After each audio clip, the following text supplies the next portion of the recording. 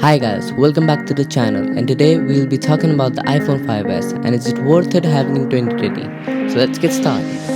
Looking for myself, I'm staring at my shadow. Am I gonna be safe in getting through tomorrow? So, the iPhone 5s, and if you somehow manage to buy a new one in mint condition or a refurbished one, these are the things that you'll see. So this is the iPhone 5s box, and as you can see at the front the picture of the iPhone is given, and at the top and at the bottom you can see the Apple logo. At the sides you can see iPhone 5 is written on it, and at the bottom you can see some manufacturing details and the phone details. So let's get into the unboxing of it. Opening the box, we get to see the iPhone 5s, and as you can already see, I've already used it in the past. So let's keep this aside and see what else is in the box. So in the box you can see the pull tab, and by pulling it out you can see the folder, and in the folder there's a pin for taking out the SIM tray, and taking more look you can see the paperwork and the Apple stickers, of course. So taking a look at the bottom, you can see the cable, the power brick and the earpods. So let's keep this aside and see the specifications of the phone.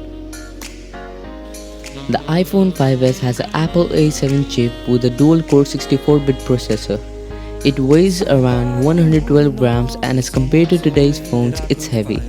It has 1 GB of RAM and is available in two variants, 16 GB and 32 GB. The front camera is 1.2 megapixels that shoots at 720p. The rear camera is 8 megapixels that shoots at 1080p at 30 fps. It can also shoot slow motion at 120 fps. The resolution on this thing is 640 by 1136 pixels. The screen size is 4 inches and has pretty big bezels. And the battery on this thing is 1560 mAh. The stock iOS on this phone is iOS 7, and the last OS supported on this was 12.4.6 that was released at 24th March 2020, and it was the last iPhone to rock with the brick style housing with 3 colors available: grey, silver and gold.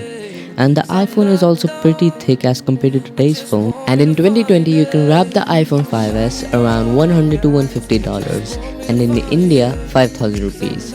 And by my personal use, it has 1 GB of RAM, but it still runs very smooth even after 7 years of release. And yes, it's a small phone according to today's phones, but it's pretty usable.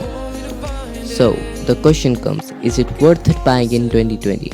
See, probably no one will use this phone as a primary phone but as a secondary phone. And it can only do basic things like you can see YouTube on it, Facebook, etc. and some light gaming like Candy Crush, Subway Surfers, etc.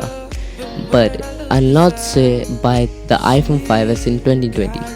Instead, if you want something more useful and powerful and in the same price range, you should go for the iPhone SE, as it has better internals and it still supports the latest iOS, the iOS 13. So guys, this was my thoughts on the iPhone 5s and is it worth it having in 2020. So see you guys in the next video. 'Cause I'm not